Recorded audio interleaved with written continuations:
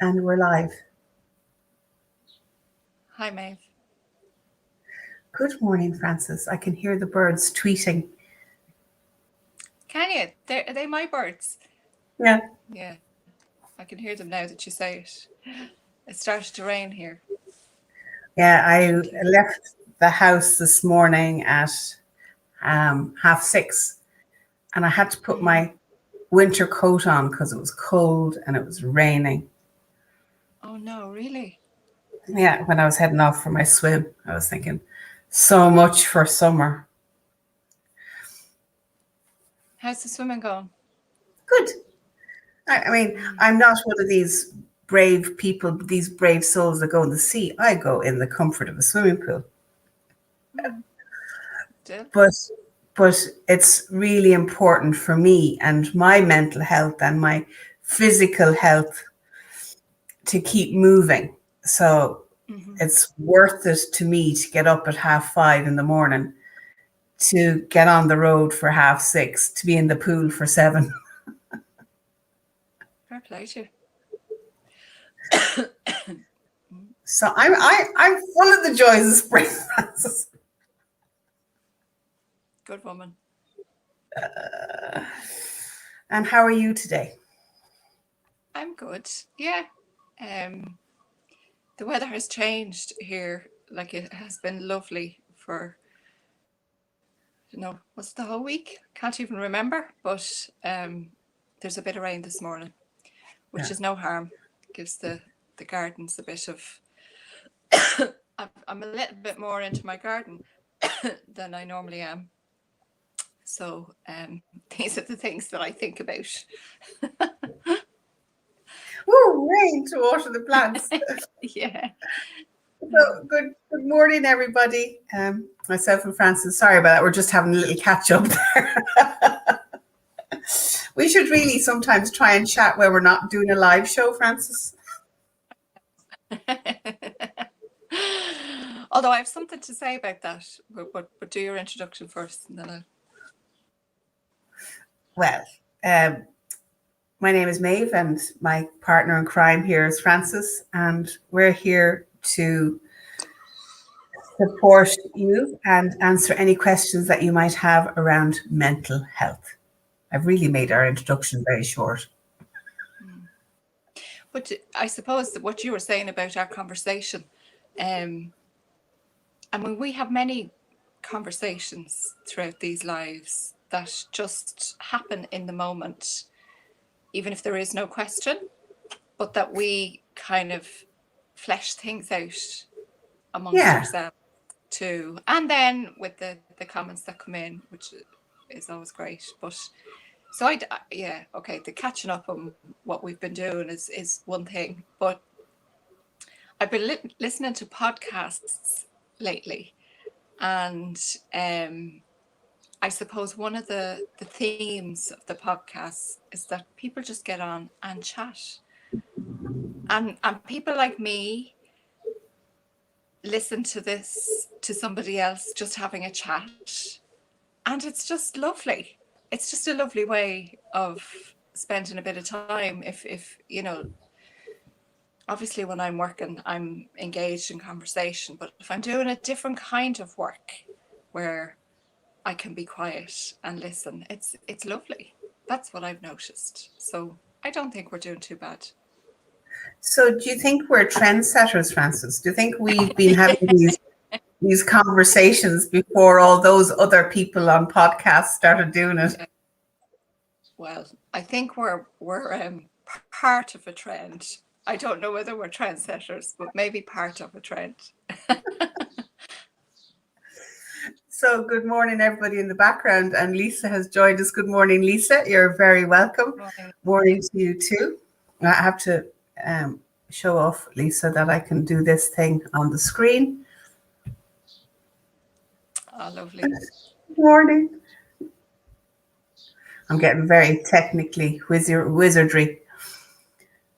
So actually, Lisa texted me yesterday with a question. Is it okay, Lisa, if I bring it up here? Just check it. I should have had it opened on my phone. So Lisa hasn't been feeling very well since last Tuesday. And she said, so I have a question for tomorrow. How do you manage to keep on top of your mental health when you're physically unwell? So that's a great question. Great question. Yeah. So hopefully you're feeling a bit better today, Lisa. Yeah. Nice for you to tune in and join us. Do you want to start? Well, I suppose this is, I'm going to say my field of expertise. I suppose this is where my passion is, mental health and physical health and spiritual health, that you cannot separate them. They're just so linked. Mm-hmm. Mm-hmm. So that, what was the question again? When I read the question yesterday, how do you keep on top of your mental health when you're physically unwell? So it's like you show up to what you're able to do. So if you're sick, you don't put yourself under pressure. Oh, I should be doing my meditations. I should be doing my gratitude list. It's like, give yourself a break. Your body is asking time for rest so it can heal. Mm-hmm. So it's kind of to be gentle with ourselves. Yeah. Is a way of looking after our mental health when we're physically unwell.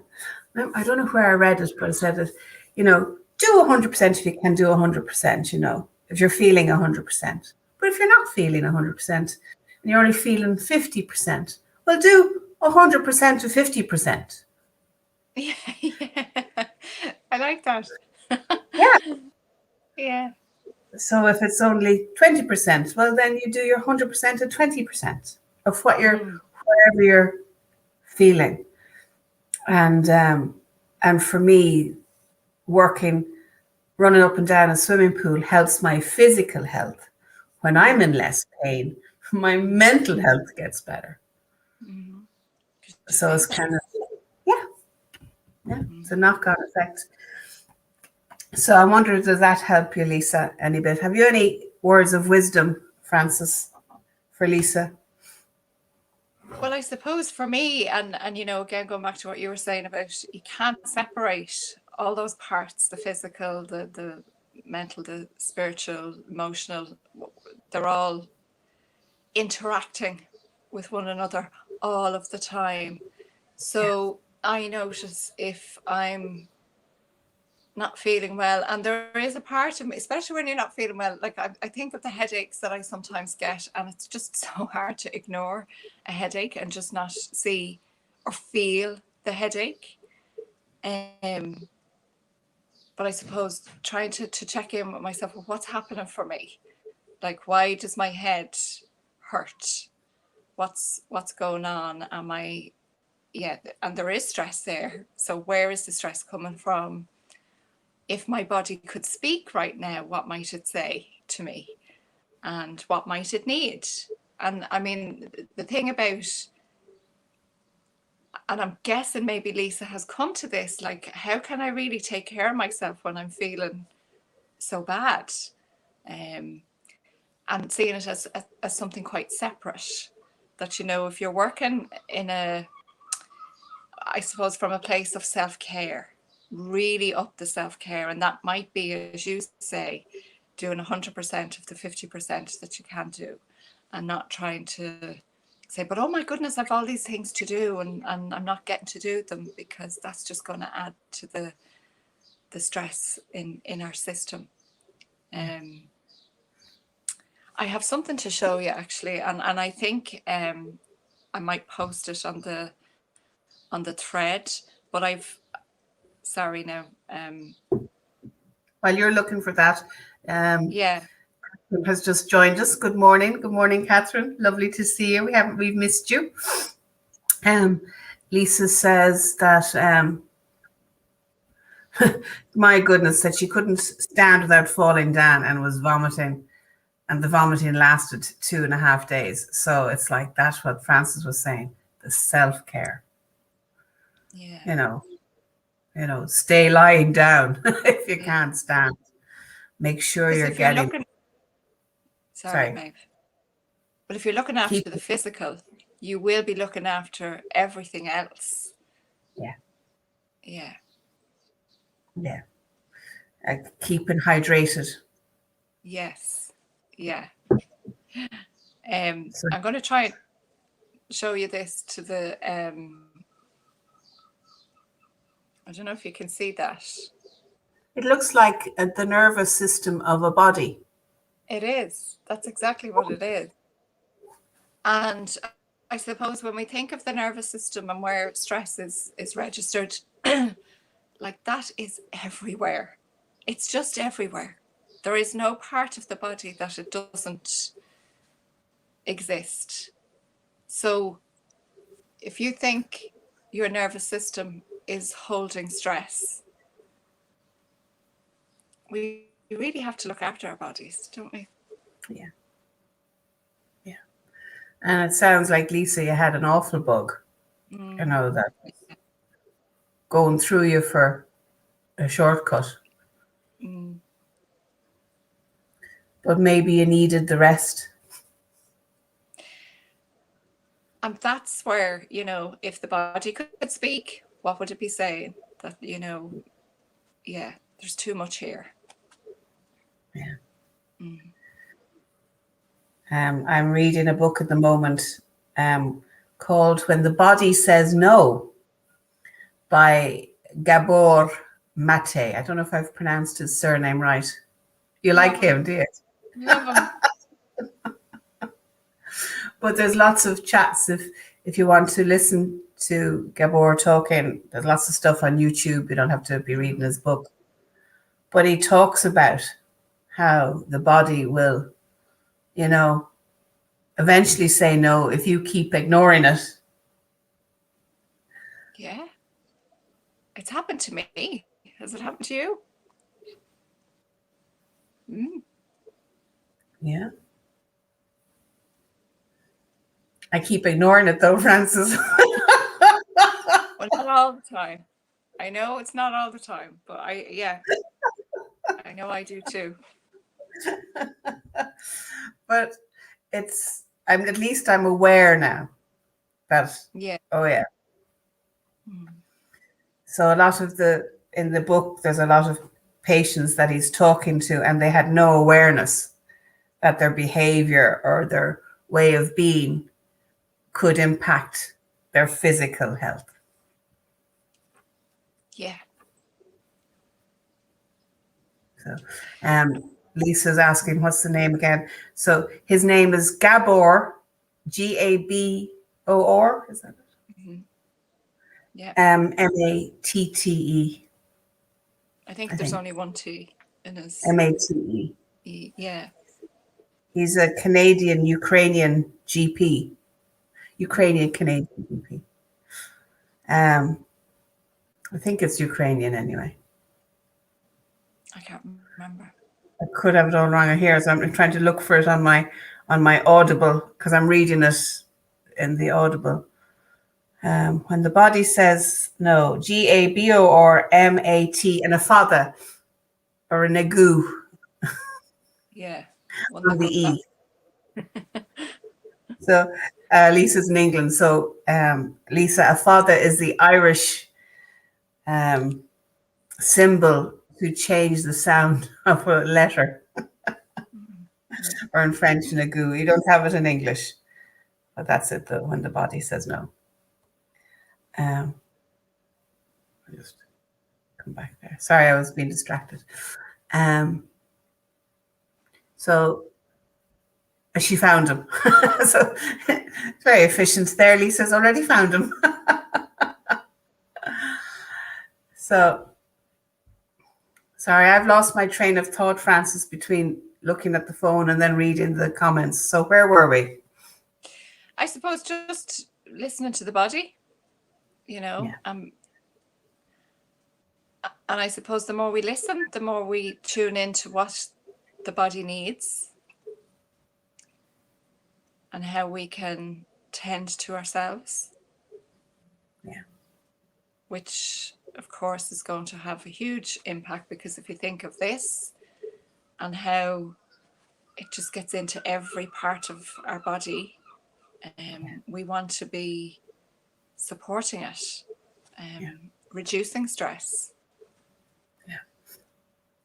When I first started my own journey in therapy before I became a therapist, my therapist kept asking me a question that really, really used to annoy me, like, where in your body do you feel that? And I'd be going, what? I don't feel it in my body. I'm telling you, it's in my head. Well, and she kept at me, where in your body? I said, no, I don't have any feelings in my body. And in hindsight, looking back, the disconnect that I had on the start of my journey. So now if I have a feeling, I go, okay, where's that in my body? Automatically now I go straight away. Okay, where are you? Where? Because they're so connected. So connected.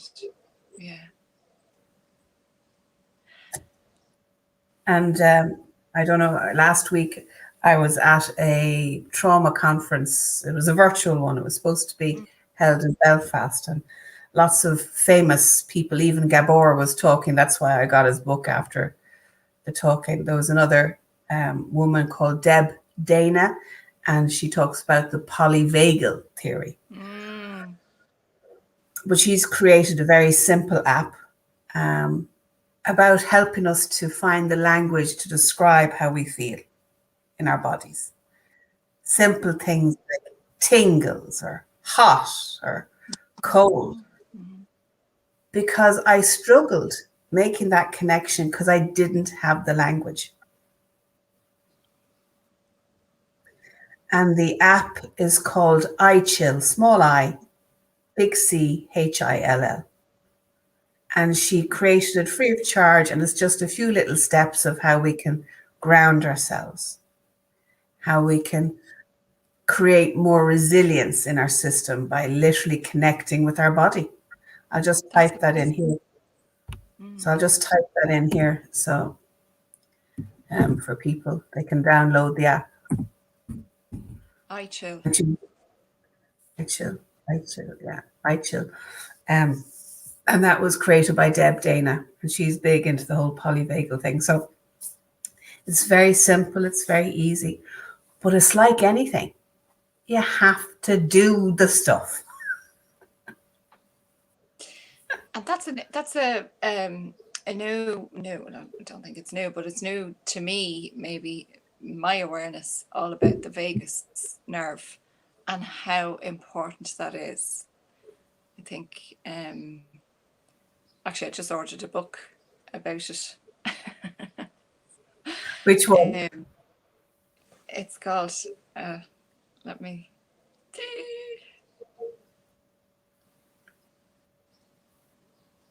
We should have some background music when Frances is searching her phone. Yeah, oh my God, I can't find it now. That's okay. But it's to do with trauma and addiction, healing trauma and addiction through polyvagal something or other. Yeah. So it sounds interesting. There's another book. See that we're on a book. Today is talking like a book club day.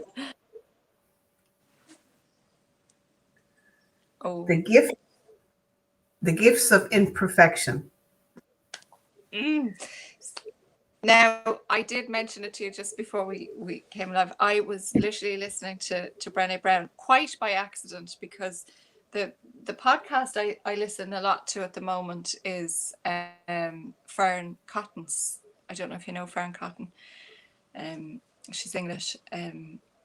She's a television presenter, radio presenter, I think. But she started doing podcasts now a good while ago, like a good many years ago, because she's loads of them. And I was listening to one of her podcasts, and then it went straight onto something else. I didn't choose to listen to Brené Brown, but that's exactly what she was talking about, because she was doing a podcast with her sisters. I just wrote in for what came up there. Fern Cotton podcast. I just wrote that there. And she was talking about her sister, Brené. Brené, yeah, well, no, her sisters were with her. So she has identical sisters. And they were with her. They sounded like they were having great out crack, you know, on their podcast. And she did forewarn people. She said, this is hardcore stuff. You know, there's going to be a lot of swearing. There's they're being very real. Of course, I was getting ready for this, you know, and I was thinking, yeah, it's good. I like that, so I'm going to listen into that. But you have the book, The Gifts of Imperfection. Yeah. And what it says is, let go of who you think you're supposed to be, and embrace who you are. Yeah.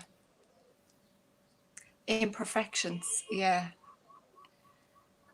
That's, do you know what? I think we could have a whole live talking about that, Maeve. Yeah, maybe the next time.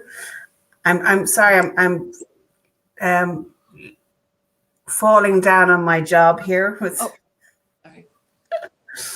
sorry. So Jennifer has joined us. Hi, Jennifer. And she says, thanks. I'll have a look at that. Must be about the iChill app. I'm always getting strange pains and sensations in my body. I usually go into anxious mode thinking that there's something wrong with me. I'm aware, but I can't seem to shift it. Yeah.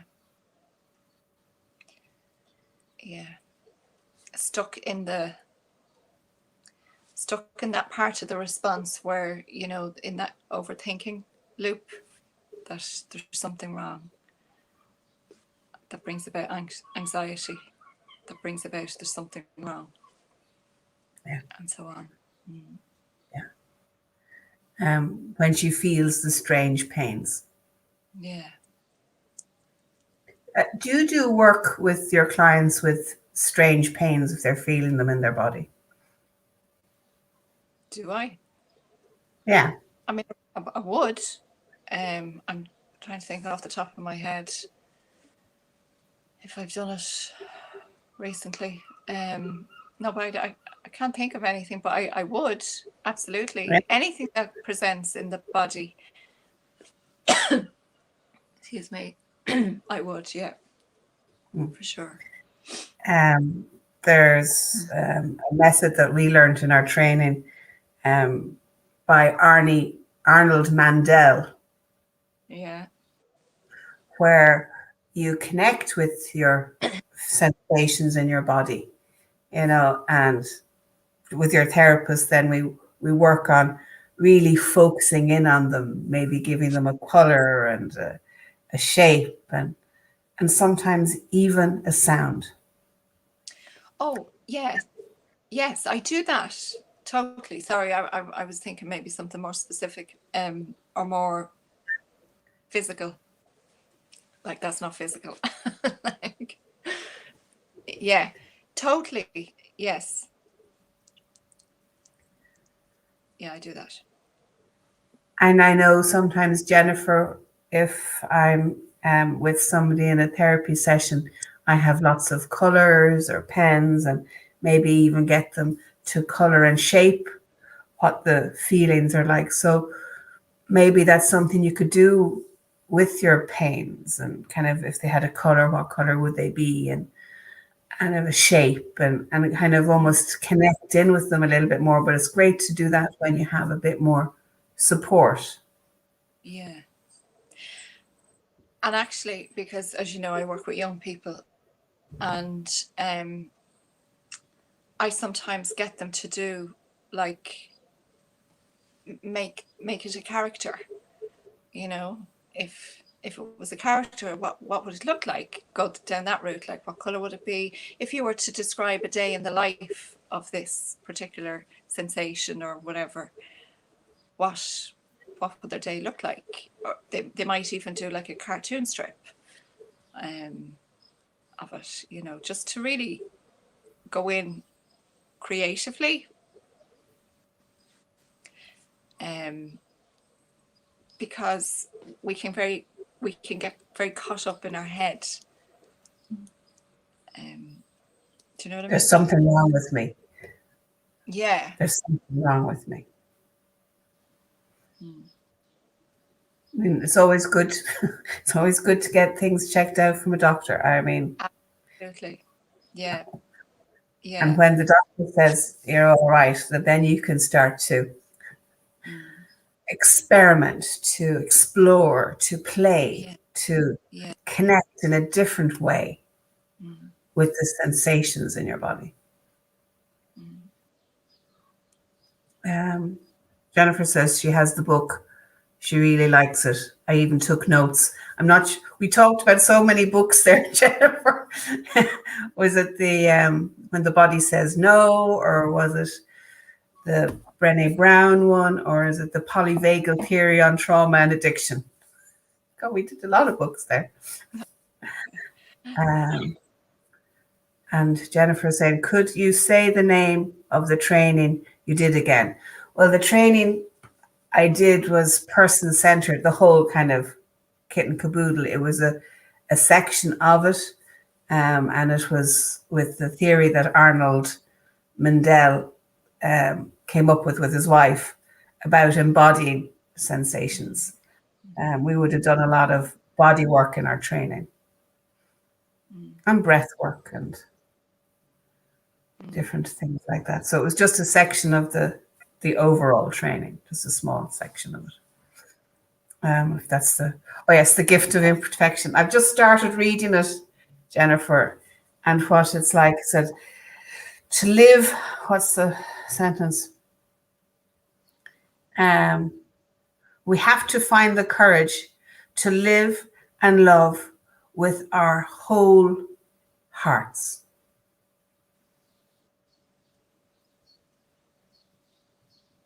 Yeah.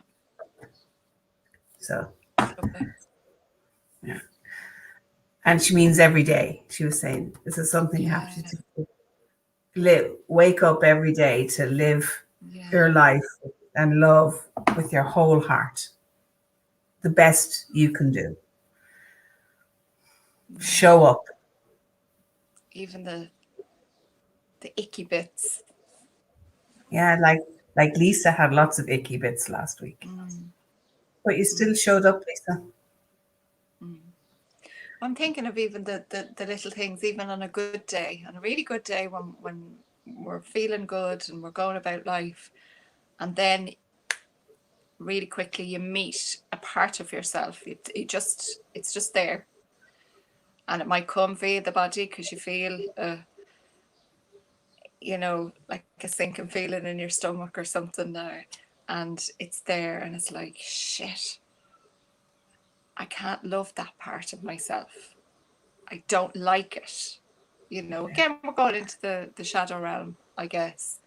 So really hard to, and I mean, of course, it's our perceived imperfections sometimes, not just the outwardly, okay, that's an issue that needs sorting out. So yeah, I'd say that's a real interesting read, because just started. Jennifer said she took notes, so it must be good. Yeah. Yes. Geraldine has joined us. Geraldine, I cannot pronounce your surname, Grifoni, which I can pronounce Geraldine. And she goes, hi, everyone. I have terror making mistakes. I often think, did I make a mistake?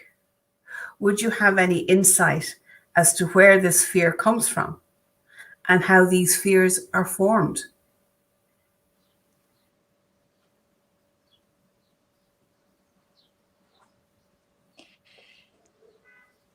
I met something like this recently in the work, and it was around so I'm guessing Geraldine said I have a terror of making mistakes, like a fear about making mistakes. And so this particular person spoke about, was talking about mistakes and feeling guilty about making mistakes. And also, you know, when we looked a little bit about it, it was a thing when they were growing up that mistakes were not okay to make. It's not okay to make mistakes. So I'd be really curious as to, you know, when you go back to maybe childhood, how were mistakes met? In whatever environment that is, whether it's family, school, friends, relationships, how were they met? And how did we feel? Because you can imagine if they weren't met in a supportive place, then that would lay down a little bit of, okay, I can't make a mistake. And I saw a post this morning. It's funny how all these things come at the same time about mistakes and how we need to reframe the experience of mistakes, that they're not bad things, that in fact they're really, really good things, because we learn so much. I've learned so much more from the mistakes that I've made than anything else. Yeah. Mistakes. If I didn't make mistakes, had I not made mistakes, I wouldn't be doing what I'm doing now. I know that for sure. So I don't like to call them mistakes, such, but that's what they're called. I know what Geraldine, I don't know if it's the same for you, Geraldine, but I always think I've done something wrong, which I know is something really old. Yeah. And from wherever it came from. So, and I feel it in the pit of my stomach. So if somebody says something to me, I kind of go, my automatic response, even if I haven't done anything, is, what have I done? Yeah. So then I have to slowly pull myself back from that place and kind of go, okay, I've done nothing wrong, even though I feel I've done nothing wrong. Yeah. So then I have to kind of slowly separate it out. And what I often do when I feel that feeling come up, I'll ask the person going, have I done something wrong? Because I'm not sure. Yeah. But that's part of my process. Yeah. And so I don't know if it's the same thing around mistakes, Geraldine, for you, but I always kind of end up thinking, but I'm getting better. I'm getting better at it, but it definitely still is there. Yeah, totally. Lisa was saying, I'll post a picture of the happiness journal I bought on our Irish counselling page after. I think it's going to be helpful. Oh, I didn't know there was an Irish a happiness journal. I must have a look. But I'm glad that you liked it, and it's again like something to keep the focus on. And Jennifer is responding to the point where I was saying, oh, it must be good. She took notes and she said, it's the teacher in me. Yeah. Yeah. Every day is a school day, isn't that right? We're always learning.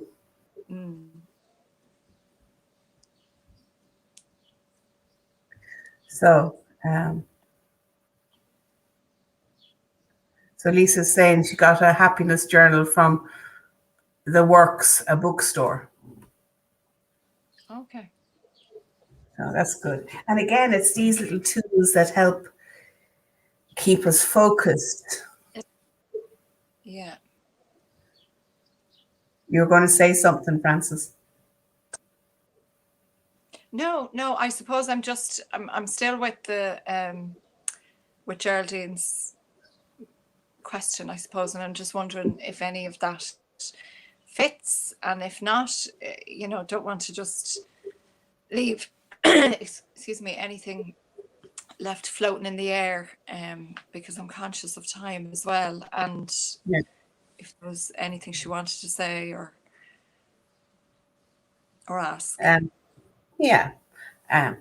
nothing else here. Jennifer has said that she does that too all the time. So it must be that I've done something wrong thing.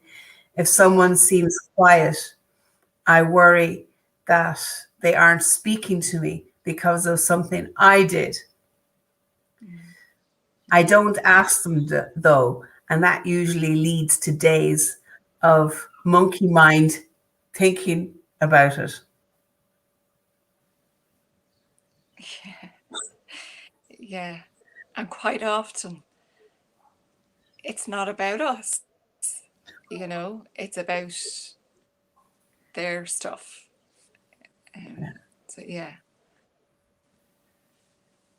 So it kind of comes into the realm of taking things personally.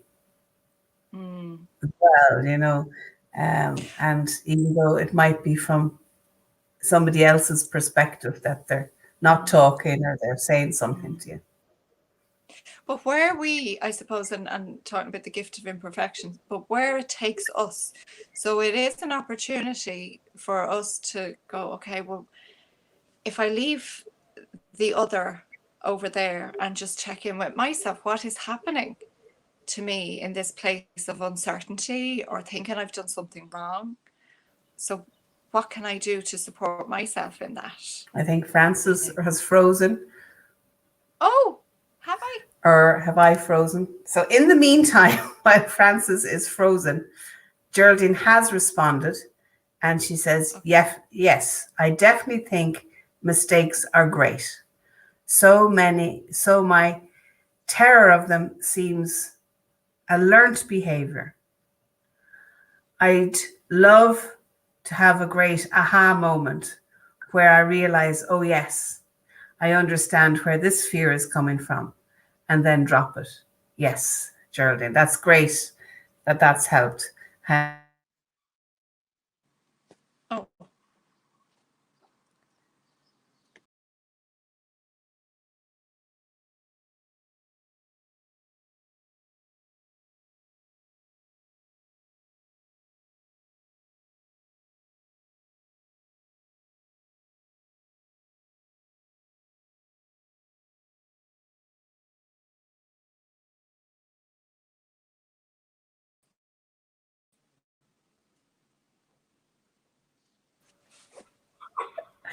Hello. I'm not even sure if we're still live.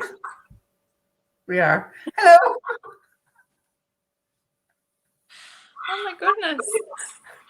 Did you disappear or did I disappear or did the whole thing just disappear? Well, I think I disappeared, but I could still hear you. And then everything went blank. So I went out and came back in again, thought I'd restart it. So I don't really know what it looked like to everybody else. Lisa said you were black. I was. I think everything went down. Okay. So did you hear me reading Geraldine's response? I did, but I might like you to read it again, if that's okay. Just because I was a little bit worried. Thanks, so great. So much. So do you want to read that out loud, Frances? Okay. Yes, I definitely think mistakes are great. So my terror of them seems learned behavior. I'd love to have great aha moment where I realize, oh yes, I understand where this fear is coming from, and then drop it. Well, yeah, I mean, aha moments are nice. I yet to experience anybody get that and then completely drop it. I think there's just a little bit of a process that goes with that. And there's, I mean, maybe around letting go and giving ourselves permission to let go of that, because it's learned behavior and it's very early learned behavior. So you're trying to kind of rewire everything. And that takes a great deal of gentleness and compassion and patience and again, going back to what we were saying earlier, like embodying it, because it's not a decision you make in your head. It is something that has to go right to every crevice of your being. But yeah, I suppose it might take a little bit of exploratory work, Geraldine, if you have the chance to do that. So Vicky has arrived. Hello, Vicky. How are you? You're very welcome. And it's lovely to think, Frances, that we have completely survived a complete meltdown in communication as well. And yeah, well, I know that now, or I feel that now, because I don't know what it looked like. I suppose there's a bit of me thinking, was I just sitting there listening or thinking I was listening to you, but people were actually just looking at me, looking into the screen. If you went before me, I don't know. So that remains to be seen. See, I was lucky. I did have the comments to keep reading, to to give myself something to do. So Geraldine says, "Thank you for explaining." You're welcome, Geraldine. And good luck with it. It's a biggie. Yeah, it is a biggie. So I think that brings us to close of day. Jennifer is just saying, letting go is, until I pull it up so everybody can read it to help with my reading. Yeah. Letting go is hard for me. Even when the doctor checks me out, I still go around in circles about certain physical sensations. Being something sinister, letting go would be nice. Yeah. Yeah. Yeah. I think more exploring. Because actually I read something yesterday, that a physical illness, I do believe, well, they're still talking about that originating with the body coming under stress. Yeah. So if it's not, if it's something that the doctor's saying, you know what, it's fine from this place, yeah, a little bit of deeper, more depth work, maybe. Yeah. I don't know if you'd agree with that, Maeve. Yeah, like what we talked about, kind of giving it a cartoon or a character or even a name or a color, and has it got a sound? And yeah, because it's coming back. So giving it space, giving those sensations space of expression. Yeah. Geraldine says, thank you, Frances. Sometimes I might have magical thinking about what recovery looks like. We did too, didn't we? Yeah.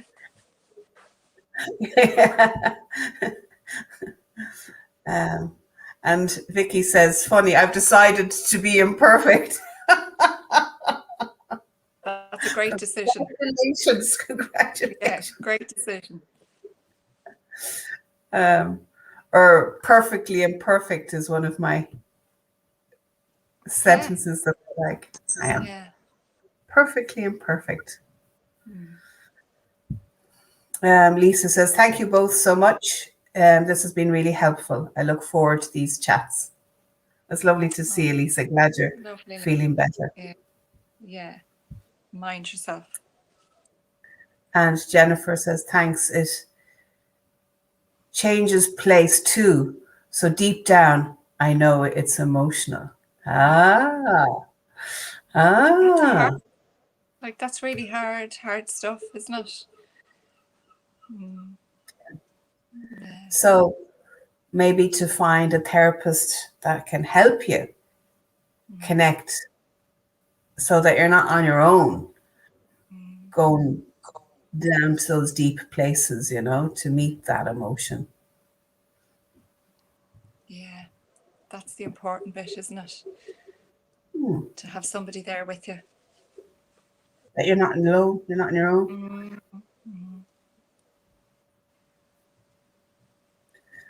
So thank you, everybody, for making, just what we all needed, actually, sounds like.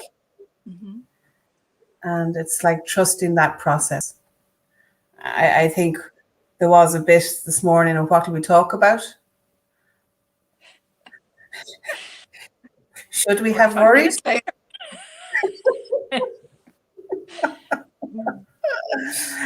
you, everybody. Help today, haven't we? We did, and thank you for our team in the background for trusting us with their feelings and their thoughts and their emotions, and